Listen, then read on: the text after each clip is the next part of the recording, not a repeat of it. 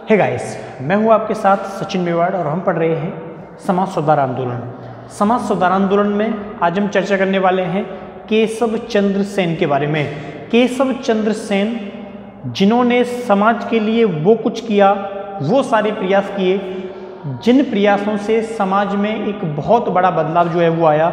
उन्होंने भारतीय स्त्रियों की शिक्षा के लिए, महिलाओं की एजुकेशन के लिए, पुनर्जागरण के लिए, विधवा विवाह के लिए, अंतर्जातीय विवाह के लिए बड़े स्तर पर कार्य किया था।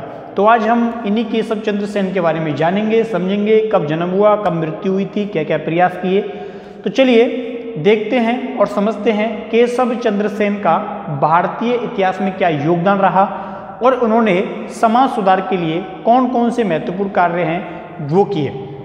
देखिए, केशव चंद्र सेन, केशव चंद्र सेन जो हैं, इनका जो जन्म है वो होता है 19 नवंबर 1838 को। कब होता है? 19 नवंबर 1838 को इनका जन्म होता है। कहाँ पर होता है? कलकत्ता या कोलकाता, पश्चिमी बंगाल में। ठीक है। अब देखिए, इनकी मृत्यु भी हम बता देते हैं। 8 जनवरी 1884 को इनकी मृत्यु हो जाती है। कब जन्म हुआ था? 1838 में जन्म हुआ और 1884 में क्या हो जाती है? मृत्यु हो जाती है। ठीक है।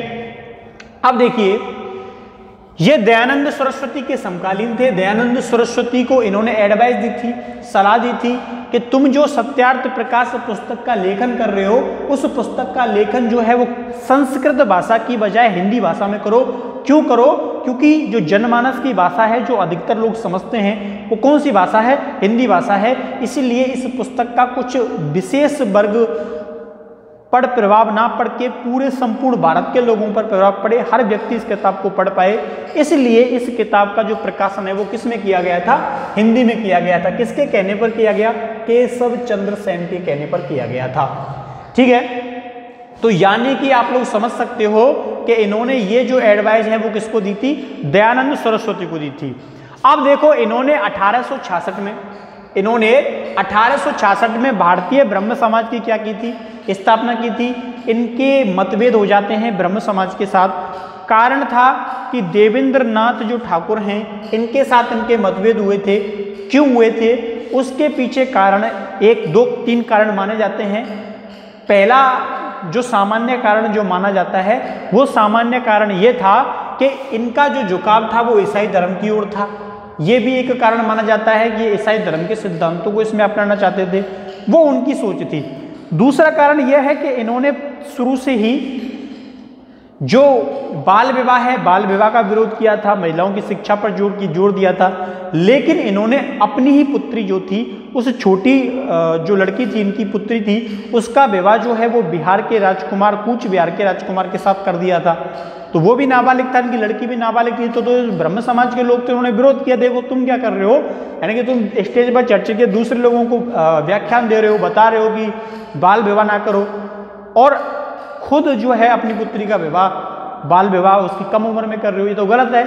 इसी वजह से क्या हो जाता है, इनके बीच में मतभेद हो जाता है। और मतभेद हो जाने के बाद इन्होंने क्या किया, अलग से 1866 में भारतीय ब्रह्म समाज की क्या कर दी? स्थापना कर दी। ठीक है। ये कुछ कारण माने जाते हैं।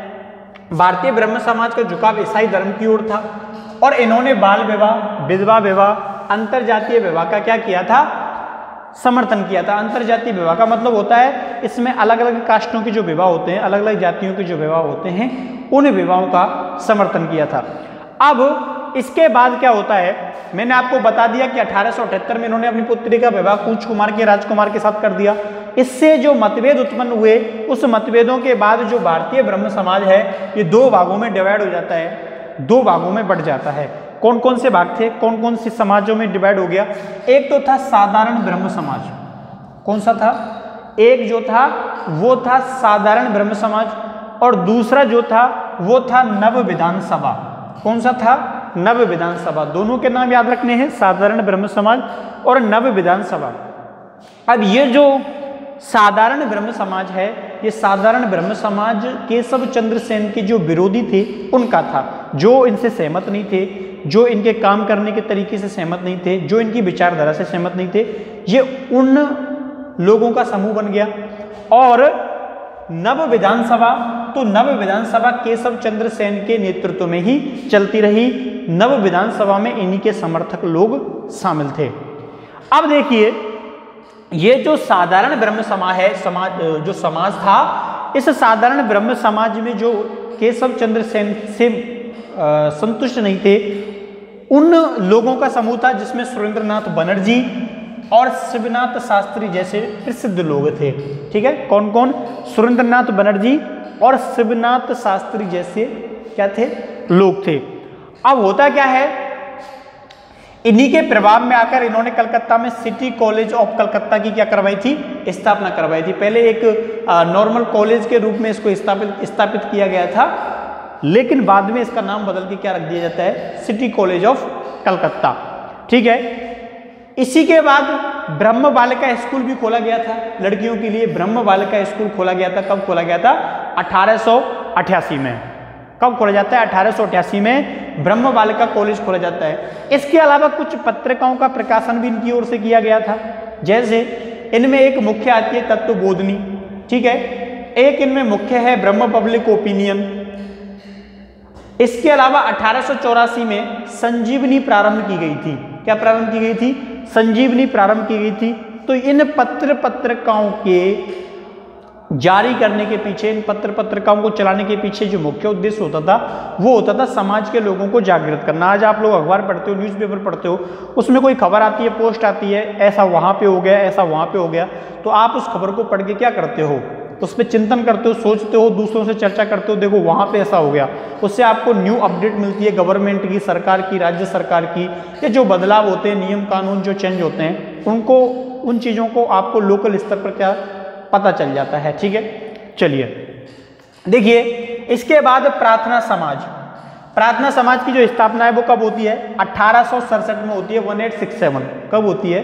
1867 में होती है। और आत्मारंग पांडुरंग का नाम आपने सुना होगा। आत्माराम पांडुराम, ये पांडुरंग, इनका नाम आपने सुना होगा। इन्होंने इनकी क्या की थी?